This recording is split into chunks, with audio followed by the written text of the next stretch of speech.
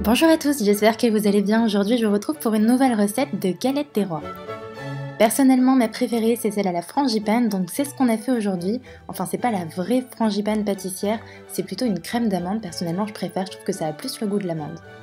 Donc c'est parti, on commence par peser les ingrédients. On va avoir besoin de 150 g de beurre pommade. Donc le beurre pommade, c'est un beurre qui est mou, qu'on peut travailler comme ça à la fourchette. Faut pas non plus qu'il soit fondu. Ensuite, on va y ajouter 150 g de sucre. Et on mélange le tout pour que le sucre et le beurre forment une pâte assez homogène. J'incorpore ensuite à ma préparation 3 œufs entiers, je les mets un par un en mélangeant à chaque fois entre deux.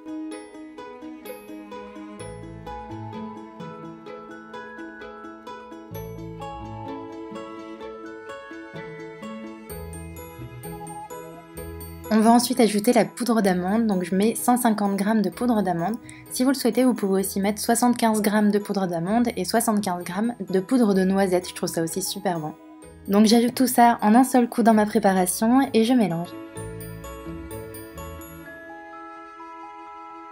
Là c'est complètement facultatif mais j'y ajoute une cuillère d'arôme de vanille. Vous pouvez aussi mettre de l'arôme d'amande amère si vous voulez un goût encore plus prononcé.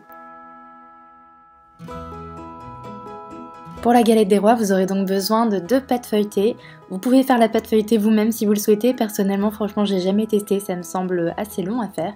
Donc je prends celle du commerce qui je trouve est pas trop mal. Alors celle que je trouve dans mon commerce est carrée, donc ça me dérange un peu. Vous pouvez faire une galette des rois carrée, il n'y a pas de souci. Personnellement, je trouve que la ronde est quand même plus sympa. Pour que mes 2 ronds de pâte adhèrent bien, je mets un petit peu d'eau comme ça sur le pourtour. Et bien au centre, j'y ajoute ensuite ma crème d'amande. J'essaie de la répartir à peu près uniformément en faisant attention de laisser à peu près 1 à 2 cm de bordure. Puis vient l'étape hyper importante, la fève. Oui, voici ma fève. Alors en fait, il faut savoir qu'à la base, la galette des rois, on y mettait une vraie fève, comme ça, une fève complètement crue. Donc personnellement, j'avais pas de fève moulée artisanale, donc j'ai fait à l'ancienne, j'y ai ajouté une petite fève. Et ensuite, je viens ajouter le deuxième rond de pâte bien au-dessus. J'aplatis bien les côtés pour éviter que la pâte ne s'ouvre à la cuisson et fasse ressortir la crème d'amande. Et ensuite on passe au décor. Là vous pouvez laisser complètement libre cours à votre imagination. Personnellement j'aime bien ce genre de chiquetage, on appelle ça je crois.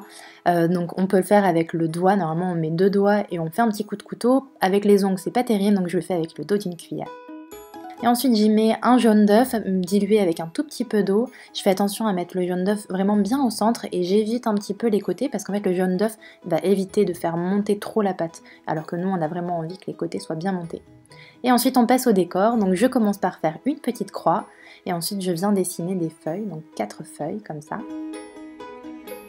Je dessine mes petites feuilles et ensuite je vais faire des petits traits. Franchement c'était un petit peu au feeling, vous pouvez faire absolument comme vous voulez. On n'oublie pas de faire des petits trous, attention on ne fait pas de trous au milieu, on les fait bien sur les côtés. Et on passe à la cuisson, on enfourne pendant 30 minutes à 200 degrés.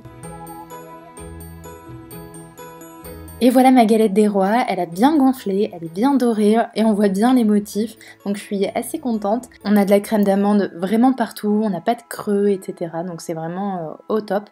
Et la galette des rois, c'est vraiment le truc du dimanche à partager en famille, c'est juste trop bien. Donc maintenant, vous n'avez plus qu'à confectionner vous-même une jolie couronne pour élire le roi ou la reine de l'année.